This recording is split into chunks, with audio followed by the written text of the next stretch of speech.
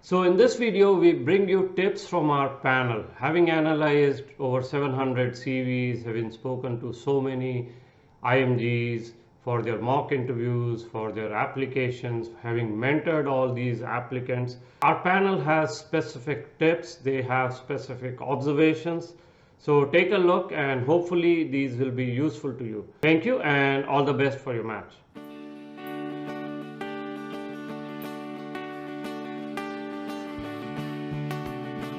Hi, my name is Dr. Rahul Panala. I'm a consultant gastroenterologist and an associate professor of medicine.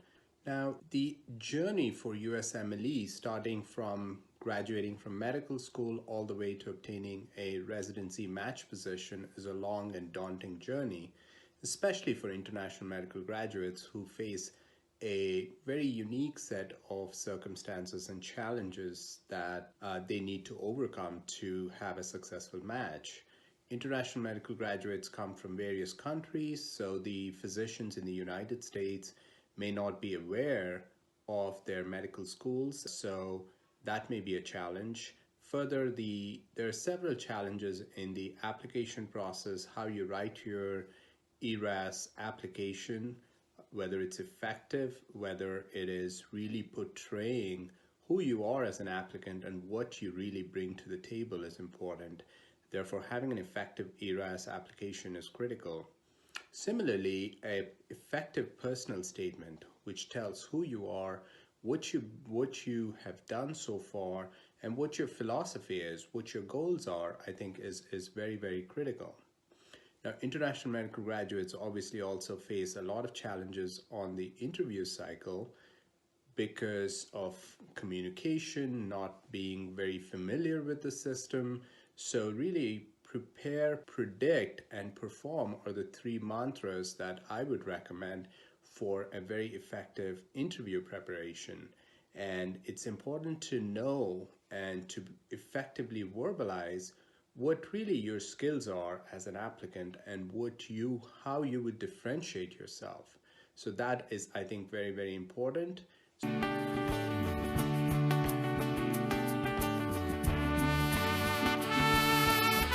Hi, my name is Lulua Baharinwala and I'm one of the mentors at USMLESarthi.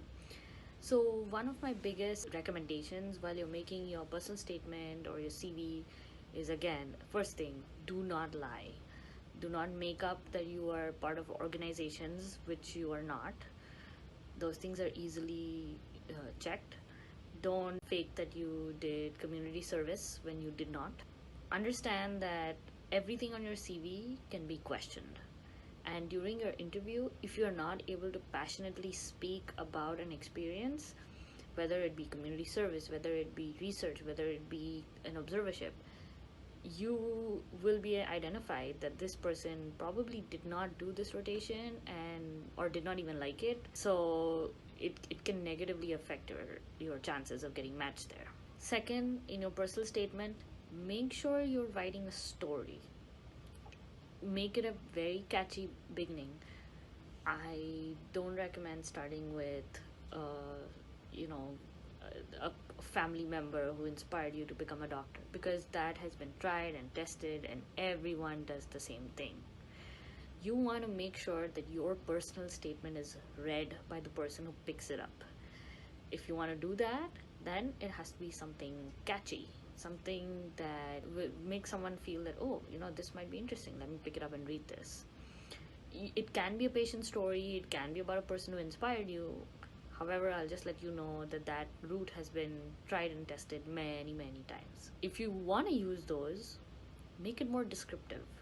I know it takes up words and takes up lines, but make it descriptive to the point that the person who's reading it feels like they were sitting there and they're completely enthralled by the story, and that they feel like they have to read the rest of the personal statement to understand what you were feeling or where the rest of your personal statement is going to go. When you're writing about a specialty, about why you want a particular specialty, your whole personal statement should kind of lead towards the fact that whatever you did in your life or whatever your story is led you to thinking that this specialty is the one for me. For example, if your CV says that you've been doing a lot of community service, or you've been doing going to shelters for the homeless, or you've been doing a lot of urgent care rotations, or you've been doing a lot of OB, your personal statement should read somewhere along the lines about how maternal health is you're extremely passionate about, and your experiences taking care of the homeless mothers and children who've been affected, who did not have health care, and how you feel like you have a place in that. That makes logical sense, and it can be a good story. Write your personal statement well, proofread it many, many, many times, right till the day you put it up and submit. Have it read by people who speak English, people who don't speak English, people who speak good English, your family members. You'll get differing opinions, you'll get opposing opinions, but the more it's read and the more it's tried and tested, it extremely, extremely makes a difference. I hope these tips help. Best of luck in your journey.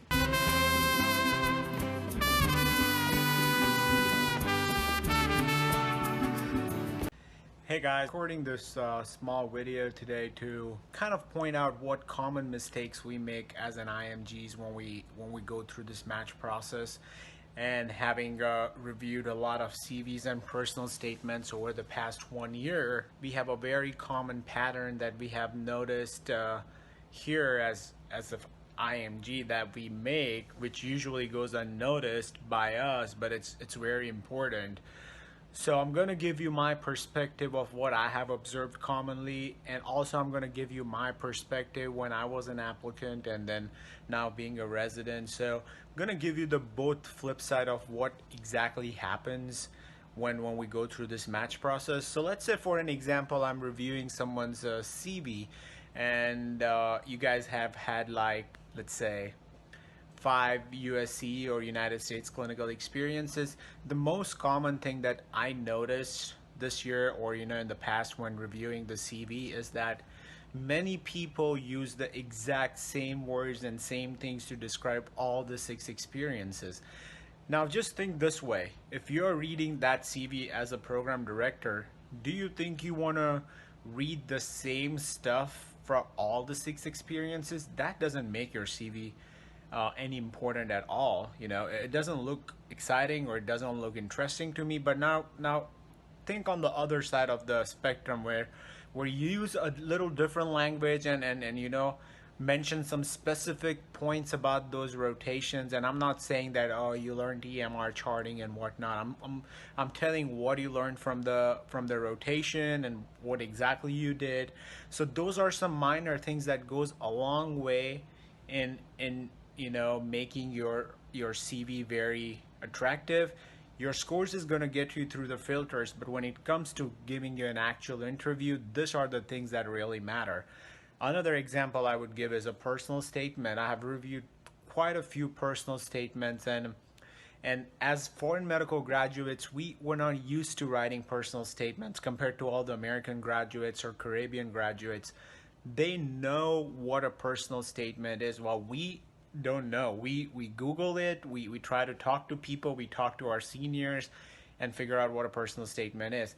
And one of the most common mistakes I've found is that our personal statements are very disconnected. I mean, you can have great content, but they are so disconnected that there's no structure at all. And as a program director, when you have to sit there and go through 350 applications or whatever applications you view a day, you probably want to make sure that you're not missing anything in your personal statement, and it's like a story. So that is also one of the things that we make mistakes in, and we don't realize it, that structure is very important again.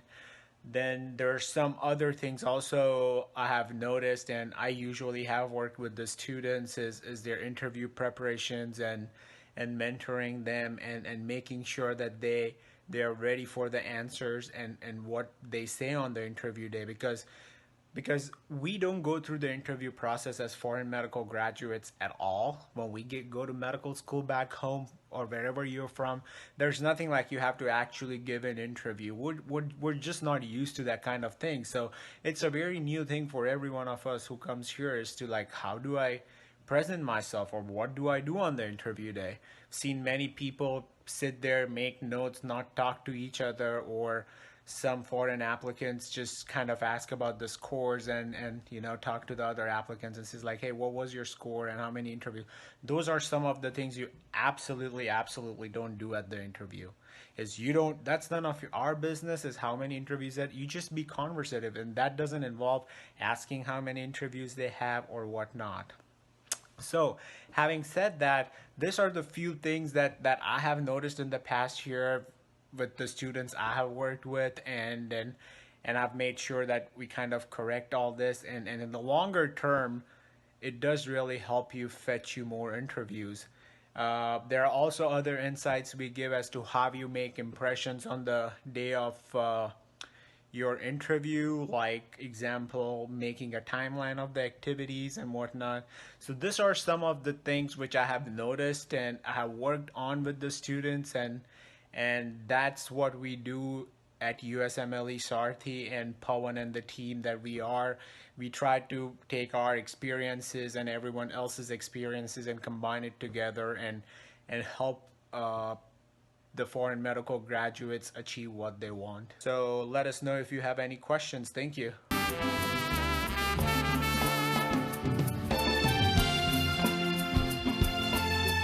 Research is an important component of any IMG's CV, and you can increase its value by making sure that it is described very well in your application. Over the years, common mistakes that I have seen in reviewing this section for the IMG CVs include use of technical words, especially if it's a basic science-related project, and rambling on like a story in a long paragraph. What I would advise you to do is to write it out in a very concise, point-wise fashion in a language that is easy for even layperson to understand. Highlight the main aim of your project in a sentence focusing on details such as the type of study, type of population being studied, sample size, etc. Make sure that you highlight your role adequately, and it cannot just be data collection. Also, emphasize on what the tangible and intangible outcomes from this project will be, such as abstracts and manuscripts, or improved interpersonal skills, and being a team player. Finally, make sure that when you write this section, you have your research mentor look at it for their thoughts as well. Remember, a well-written, polished, concise section of research experience can be the key to your match.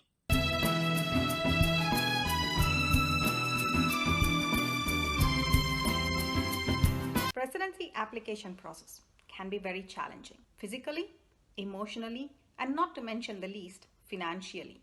An applicant should hence put in the best efforts possible, try and match in their first attempt. For applicants with prior home country residency experience, remember that this can work in your favor, but at the same time can work against you given your year of graduation. Decide which specialty you're going to be a best fit into based on your prior background as well as on the local market and the local statistics that you have available via NRMP. Plan well ahead of time. Tailor your personal statement and experiences on your CV based on your prior residency experience, and mention how your prior clinical experience is going to help you in the specialty that you have currently chosen. Make your responses very objective, whether it's in the personal statement, on the clinical experience for a particular work experience in your CV, or during the responses to interview questions. Time is of essence. Do not underestimate the time that a personal statement would require. Writing personal statements, giving responses in interviews is not something that comes naturally to most of us as international medical graduates. So start preparing these well ahead of time. Put down your thoughts on a piece of paper. Put down bullet points about what you're going to include in your personal statement and start framing them a few months ahead of the application season. For any help on personal statements, on your CV, or for interview preparation, the panel members on USMLESarthi are very, very happy to help applicants.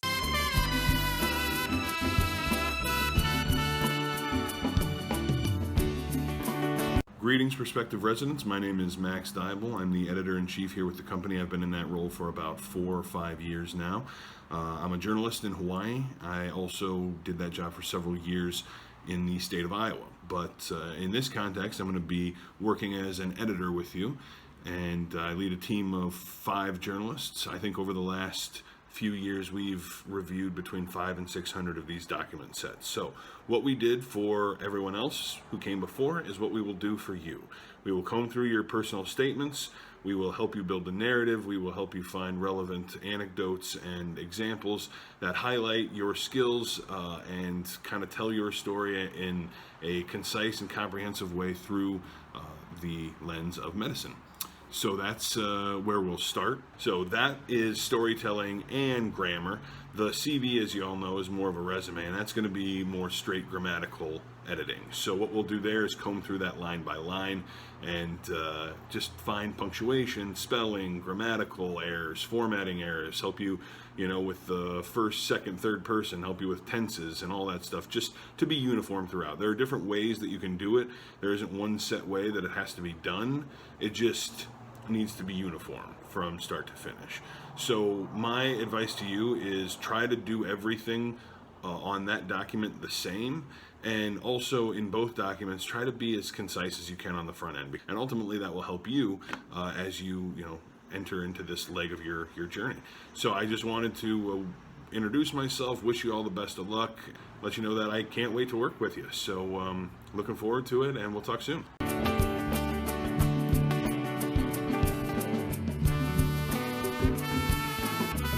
Overall, the USMLE journey is daunting, but with the right amount of preparation, with the right amount of planning, and the right amount of execution, I think it's a very doable journey to set you on a path to a very successful career in medicine in the United States.